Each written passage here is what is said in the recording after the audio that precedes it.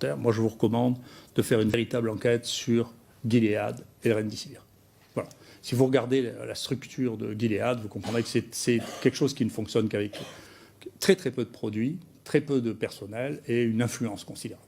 Donc l'essentiel de la stratégie est basée sur l'influence. Moi, j'ai été quand même, je vous le rappelle, moi quand j'ai commencé à parler pour la première fois de la chloroquine, il y a quelqu'un qui m'a menacé à plusieurs reprises, de manière anonyme. J'ai porté plainte et j'ai fini par trouver que c'était celui qui avait reçu le plus d'argent de Gilead depuis 6 ans quand même. D'accord ?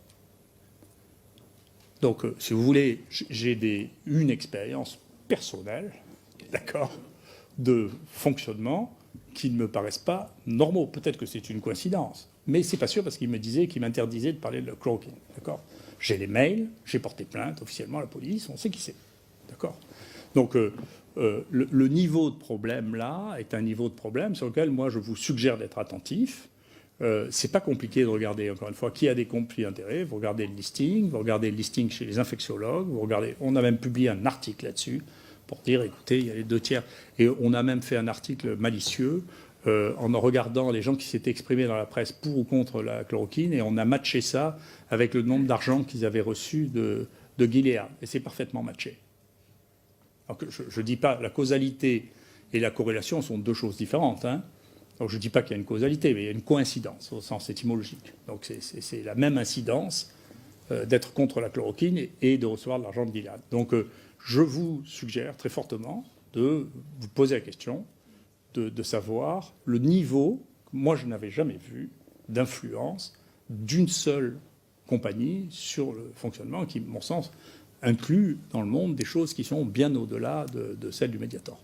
Donc ça existait déjà, vous le savez quand même. Donc ça existait déjà. Là, pour cet enjeu-là, ça a pris une ampleur qui... voilà. Et des rapports s'étaient développés entre ce groupe Acting et Gilead pour la tentative d'utiliser Remdesivir qui a été un échec. Pour Ebola, ça n'a pas marché, mais ce groupe s'était formé déjà autour de ça. Et donc il y a des liens multiples.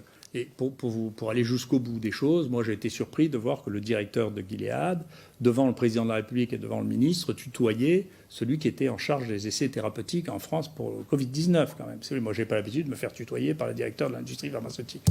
S'il le faisait, d'ailleurs je leur répondrais en leur vous voyant, je ne le ferais pas. Vous voyez ? Donc je pense qu'il y a des... pour vous dire la vérité, je ne sais même pas si ça n'est que des liens d'intérêt. Je ne vous dis pas que les gens ont été achetés pour ça, mais les gens créent un écosystème, encore une fois, qui est un écosystème favorable dans lequel la vision qu'on a du monde est différente. Et donc je pense que ces relations de familiarité ou de départ ensemble, de voyage ensemble, amènent à une vision et à un écosystème qui est d'une nature à permettre à changer le jugement des choses. Voilà, je crois ça. Et je n'ai pas d'exemple contraire.